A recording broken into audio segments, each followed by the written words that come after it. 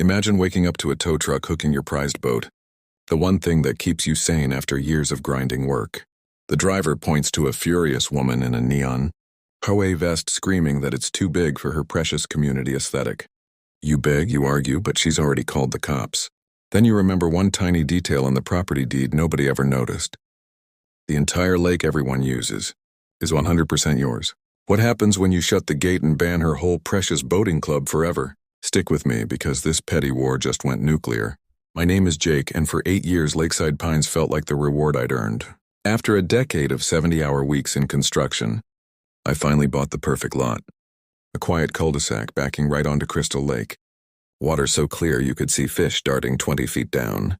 I wasn't rich. I just got lucky when the original developer's grandson needed cash fast and sold me the parcel with the private dock for pennies on the dollar. Everyone in the neighborhood used that lake. Kids learning to fish, weekend pontoon parties, the annual 4th of July flotilla, and nobody ever complained. I kept my boat tied up there. A modest 24-foot center console I'd restored myself. It was my escape, my pride, the one place the world shut up. The HOA was mostly harmless back then. A few emails about holiday lights and the occasional reminder to edge your lawn.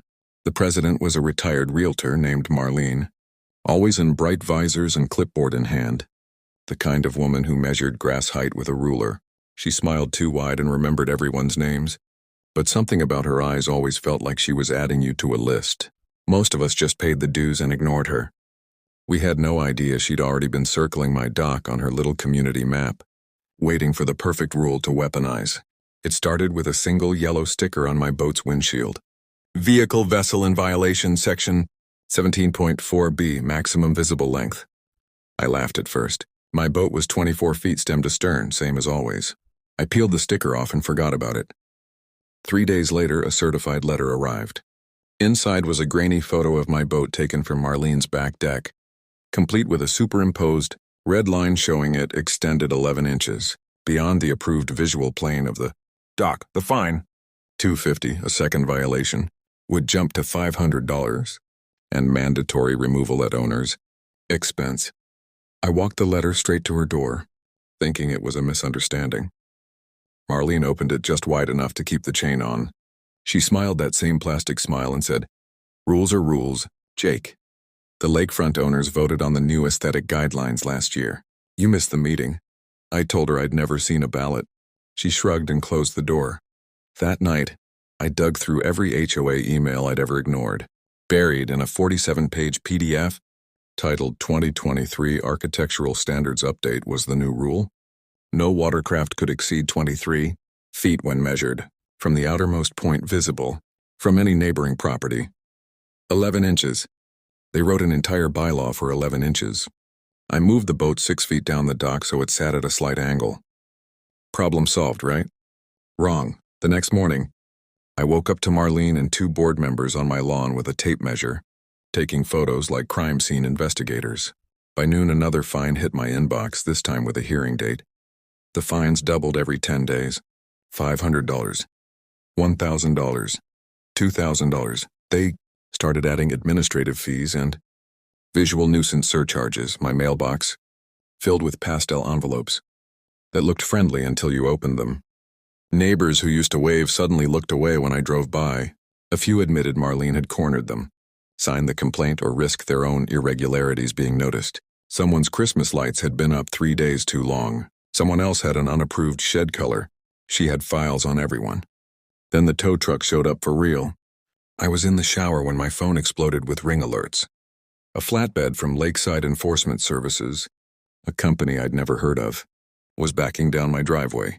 The driver had paperwork signed by Marlene, authorizing immediate removal of the oversized vessel. I ran outside in a towel, barefoot, yelling at him to stop. He just pointed to the clipboard. "I don't make the rules, man. I just get paid when I hook it." Marlene stood at the end of my driveway in her neon vest, arms crossed, smiling like she'd won the lottery. Half the neighborhood watched from behind curtains. My boat, the one I'd rebuilt with my own hands, the one my dad taught me to fish from before he passed, sat chained to the wrecker, ready to disappear forever. That was the moment something inside me snapped. I told the driver to wait 5 minutes. He shrugged and lit a cigarette. I stormed inside, heart hammering so hard I could barely see straight, and started ripping open every box from the house closing. I'd never fully unpacked, because somewhere in those dusty folders was the original survey, the plat map, and one overlooked paragraph that Marlene and her clipboard empire had never bothered to read. And when I found it, everything changed. You won't believe what happened the second that tow truck driver saw the deed in my hand. Keep watching because the next 5 minutes are pure revenge gold. I walked back down the driveway barefoot, deed folder in one hand, phone recording in the other. The tow driver was halfway through his cigarette. Marlene's smirk froze the second she saw the 1978 survey plat I held up like a winning lottery ticket. Stop, I told the driver. This lake isn't HOA property. It's mine, all of it. Read the bold print. He took the page, frowned, then read out loud. Together with exclusive riparian rights and fee simple ownership of the bed and waters of Crystal Lake as delineated. His eyes widened.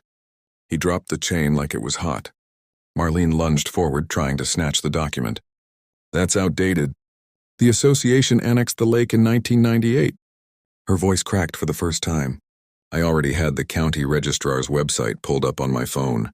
0 annexations, 0 transfers. The lake had never left my parcel. The HOA had been taxing, policing and throwing parties on private property for 26 years without anyone noticing.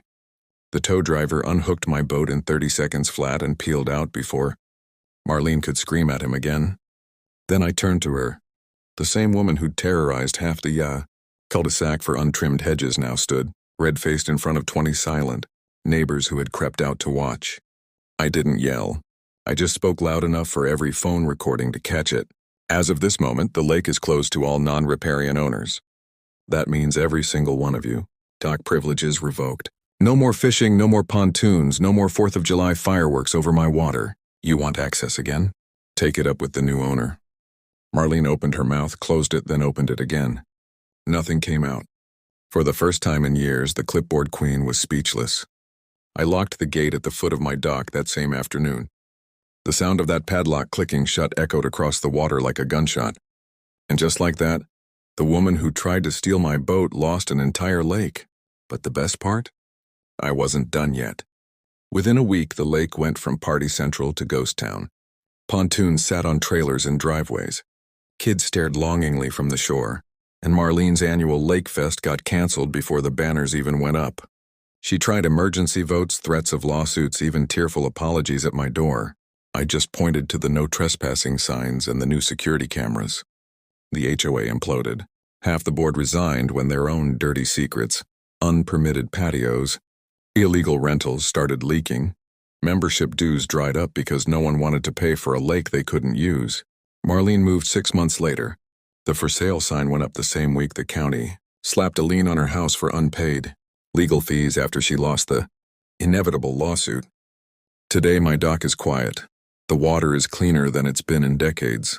And I fish every sunrise without a single clipboard in sight. I still wave at the neighbors. Some wave back now that the tyrant's gone. The takeaway: never assume the rules are real just because someone in a neon vest screams loud enough. Dig into your own paperwork, because sometimes the biggest power move isn't fighting harder.